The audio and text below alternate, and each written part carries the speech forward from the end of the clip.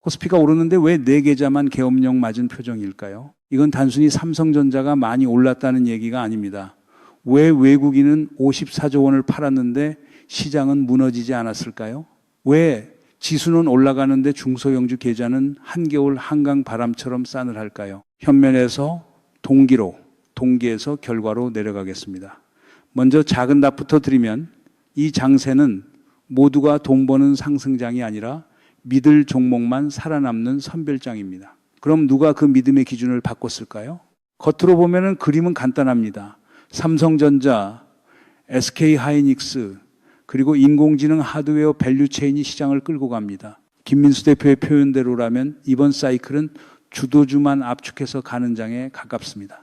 코스피가 강하고 반도체 상장지수 펀드에 돈이 들어오고 삼성전기, LG이노텍, 기판, 적층 세라믹 콘덴서, 수동소자까지 한 줄로 엮입니다. 화면만 보면 축제예요. 근데 내 계좌를 열어보면 축제장 입구에서 주차 안내만 하고 있는 종목들이 있습니다.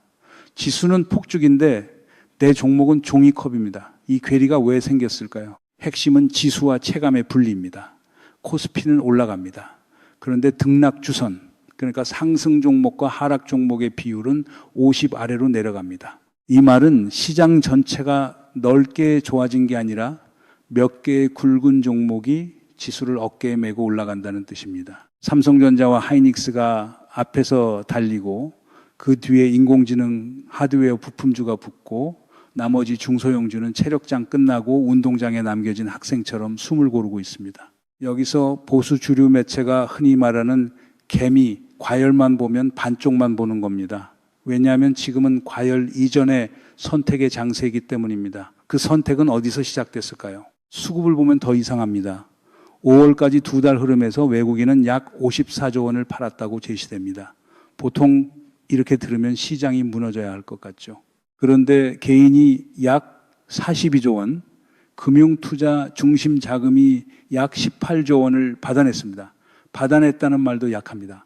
받아내고 올렸습니다. 김어준식으로 말하면 판 쪽은 외국인인데 가격을 올린 쪽은 국내 자금이네? 이게 그냥 우연일까요? 아니면 12.3 비상계엄이라는 내란 시도 이후 한국 시장 안에서 누가 신뢰를 다시 붙들고 있는지 보여주는 장면일까요? 여기서 조중동식 해석은 되게 편합니다. 개인이 너무 흥분했다. 반도체가 거품이다. 정부가 시장을 제대로 못 잡는다. 이런 식이죠. 근데 시청자 여러분, 우리는 그런 제목에 너무 오래 당해왔습니다. 지수가 빠지면 정권 탓, 지수가 오르면 개미 탓, 중간에 검찰 카르텔이 만든 정치 불확실성은 감쪽같이 사라집니다. 이게 신기한 마술입니다.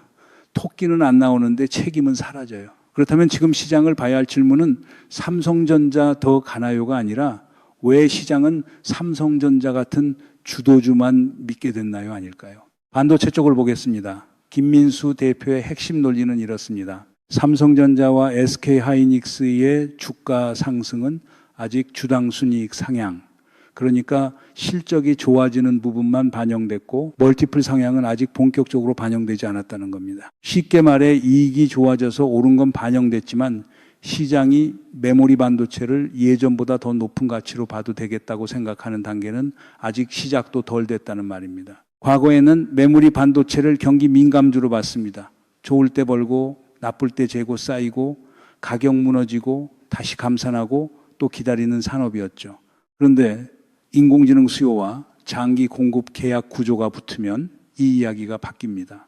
그렇다면 이번 랠리는 과거의 반도체 사이클과 무엇이 다를까요? 마이크론을 향한 글로벌 증권사의 목표가 상향이 여기서 등장합니다. 해외에서는 메모리 반도체에 15배 수준의 멀티플을 줄 수 있다는 논리가 나오고 삼성전자가 현재 6배에서 7배 수준으로 평가된다면 단순 비교로도 재평가 여지가 있다는 주장입니다. 물론 이건 무조건 2배 간다는 주문이 아닙니다. 주식시장은 부적이 아니고 홈트레이딩 시스템은 점집이 아닙니다. 다만 시장이 보는 프레임이 바뀌면 가격의 천장도 바뀝니다. 여기서 중요한 것은 숫자 하나가 아니라 한국 대표 기업의 평가 방식이 바뀌는 순간입니다. 그런데 이 변화가 왜 지금 정치의 문제와도 연결될까요? 미국과 이란 변수도 겉으로는 큰 악재처럼 보입니다. 호르무즈 해협, 유가, 금리, 환율 이 단어들이 나오면 투자자들은 자동으로 어깨가 굳습니다. 유가가 100달러를 넘으면 당연히 매크로 압박이 커지고 금리와 환율이 튈 수 있습니다. 그러나 현재 시장이 보는 선은 다릅니다. 선박 운항이 일부 돌아가고 유가가 90달러대에서 80달러대로 내려갈 가능성이 보이면 충격은 제한됩니다. 시장은 전쟁 뉴스 제목보다 기름값 숫자를 먼저 봅니다. 그러니까 공포는 크지만 가격이 확인되면 시장은 다시 주도주로 돌아갑니다. 이 차가운 계산을 누가 더 빠르게 이해하고 있을까요? 여기서 중소형주 투자자의 고통이 나옵니다. 빠진 걸 팔아서 이미 오른 반도체를 사야 하느냐? 이 질문은 숫자의 문제가 아니라 마음의 문제입니다. 손실난 종목은 팔기 싫고 오른 종목은 사기 무섭습니다. 그런데 압축 장세에서는 이 망설임이 계좌를 더 좁은 방으로 밀어넣습니다. 김민수 대표가 말한 전략은 냉정합니다. 소외주가 반등하면 줄이고 주 도주 조정이 오면 편입하라는 겁니다. 듣기에는 잔인합니다. 하지만 시장은 원래 친절한 상담사가 아닙니다. 특히 개인 중심의 상방 변동성이 큰 장에서는 위로도 빠르고 아래로도 빠릅니다. 그럼 이 장세에서 가장 먼저 버려지는 사람은 누구일까요? 여기까지 들으면 하나의 답이 나온 것처럼 보입니다. 결국 반도체만 사면 되는 것 아니냐, 삼성전자와 하이닉스 반반이면 되는 것 아니냐, 인공지능 하드웨어 쪽으로 옮기면 끝난 것 아니냐, 이렇게 정리하고 싶어집니다. 실제로 하반기 장세를 묻자 김민수 대표도 삼성전자와 하이닉스를 반반 가져가는 전략을 말합니다. 양념과 후라이드 둘 다 먹자는 비유도 가능합니다. 이 정도면 시청자 입장에서는 답을 찾은 것 같죠. 주도주, 반도체, 인공지능 하드웨어, 상장지수 펀드 네 단어만 기억하면 될 것처럼 보입니다. 그런데 정말 그게 전부일까요? 그런데 여기서 한 가지 놓치면 안 되는 게 있습니다. 반도체가 오른 게 핵심이 아닙니다. 시장이 왜 반도체 말고는 믿지 못하게 됐는지가 핵심입니다. 12.3 비상계엄이라는 내란 시도가 시장 신뢰를 흔들었고 국민의힘 강경파와 그걸 감싸던 보수 매체의 정치적 언어는 불확실성을 키웠습니다. 검찰 카르텔식 압박 정치가 반복될 때 기업은 투자를 망설이고 투자자는 할인율을 높이고 시장은 결국 가장 확실한 현금 흐름과 가장 강한 글로벌 수요가 있는 종목으로 도망갑니다. 한마디로 삼성전자가 강해서만 오른 게 아니라 다른 곳을 믿기 어려워졌기 때문에 더 압축된 겁니다. 그렇다면 다음 질문은 더 날카로워집니다. 누가 한국 시장을 이렇게 좋게 만들었습니까? 외국인이 54조 원을 팔았는데 시장이 무너지지 않았다는 장면을 그냥 개인이 많이 샀다로 끝내면 핵심을 놓칩니다. 순서는 이렇습니다. 먼저 글로벌 펀드는 모건 스탠리 신흥국 지수 안에서 한국 비중, 그중에서도 삼성전자와 SK 하이닉스 비중을 맞춰야 합니다. 주가가 오르면 같은 펀드 안에서 비중이 커집니다. 비중이 커지면 일부를 줄입니다. 그러니까 외국인 매도는 한국을 포기했다는 선언이라기보다 오른 종목을 규칙대로 잘라내는 리밸런싱에 가깝습니다. 그런데 보수 주류 매체는 여기서 외국인이 한국을 떠난다는 공포만 키우기 쉽습니다. 그렇다면 누가 그 공포를 받아먹고 있습니까? 받아먹은 쪽은 개인과 금융투자입니다. 개인은 약 42조 원, 금융투자 중심 자금은 약 18조 원을 받았다고 제시됩니다. 이 둘이 합쳐 외국인 매도를 흡수했고 흡수해서 끝나지 않고 지수를 밀어 올렸습니다. 여기서 개인은 예전처럼 아무 종목이나 사는 개미가 아닙니다. 반도체 상장 지수펀드, 삼성전자, 하이닉스, 인공지능 하드웨어 쪽으로 압축해서 들어갑니다. 여러분도 느끼셨을 거예요. 예전에는 뭐가 오를까요? 였다면 지금은 삼전이냐 하이닉스냐 기판이냐 적층 세라믹 콘덴서냐로 질문이 좁아졌습니다. 이 좁아진 질문 자체가 시장의 방향을 말해주는 것 아닐까요? 두 번째 행위자는 상장지수 펀드 운용자금입니다. 금융투자라는 이름 뒤에는 지수를 사고 섹터를 사고 테마를 기계적으로 따라가는 돈이 있습니다. 반도체 탑2 플러스 같은 구조가 만들어지면 돈은 삼성전자와 하이닉스에 먼저 들어가고 그 다음 삼성전기, LG이노텍, 기판, 적층 세라믹 콘덴서 같은 주변부로 번집니다. 누가 한 명이 오늘부터 이 종목을 믿자고 외치는 게 아닙니다. 개인이 상장지수 펀드를 사고 상장지수 펀드가 편입 종목을 사고 편입 종목이 오르면 다시 상장지수 펀드. 성과가 좋아지고 성과가 좋아지면 돈이 또 들어옵니다. 이 순환이 생기면 시장은 뉴스보다 구조에 반응합니다. 그럼 이 구조가 멈추는 조건은 무엇일까요? 문제는 여기서부터입니다. 조중동 보수매체와 국민의힘 강경파는 시장이 흔들릴 때는 정권 불안을 앞세우고 시장이 오를 때는 개미 과열을 앞세웁니다. 그런데 12.3 비상계엄이라는 내란 시도가 자본시장 신뢰에 남긴 흠집은 잘 다루지 않습니다. 여러분, 이 대목이 중요해요. 계엄을 시도한 정치 세력, 그걸 말로 감싸던 사람들, 검찰 카르텔식 압박을 정치의 정상 상태처럼 포장한 세력이 만든 할인율은 어디로 갔습니까? 주가표에는 안 보이지만 투자자 머릿속에는 남아 있습니다. 시장은 그런 불확실성을 숫자로 바꿉니다. 그 숫자가 할인율 아닐까요? 기업 입장에서는 더 차갑습니다. 삼성전자와 SK 하이닉스는 글로벌 인공지능 수요라는 확실한 주문을 봅니다. 장기 공급 계약이 늘어나고 메모리 쇼티지가 길어질 가능성이 보입니다. 반대로 정치권에서 제도 신뢰가 흔들리면 기업은 국내 투자보다 확실한 글로벌 수요를 더 중시합니다. 투자자는 그런 기업만 삽니다. 그러니까 압축 장세는 단순한 취향이 아닙니다. 위험한 정치 환경에서 살아남을 기업을 먼저 고르는 생존 방식입니다. 잠깐만요. 이게 우연히 삼성전자만 좋아 보여서 생긴 장면일까요? 이모준식으로 한번 끊어보겠습니다. 외국인은 팔았는데 지수는 올랐고 보수 매체는 불안을 말했는데 개인은 주도주를 샀고 정치 불확실성은 커졌는데 시장은 오히려 확실한 산업에 몰렸다. 이 세 가지가 동시에 벌어졌습니다. 이걸 반도체가 세 단어로만 설명하면 너무 얇습니다. 진짜 메커니즘은 신뢰의 재배치입니다. 시장은 신뢰할 수 없는 정치 언어를 버리고 신뢰할 수 있는 현금 흐름과 글로벌 수요로 이동했습니다. 딱 보면 이상이잖아요. 그렇다면 다음에 시장이 버릴 것은 종목일까요? 아니면 낡은 해석일까요? 이재명과 민주당을 둘러싼 과제도 여기서 달라집니다.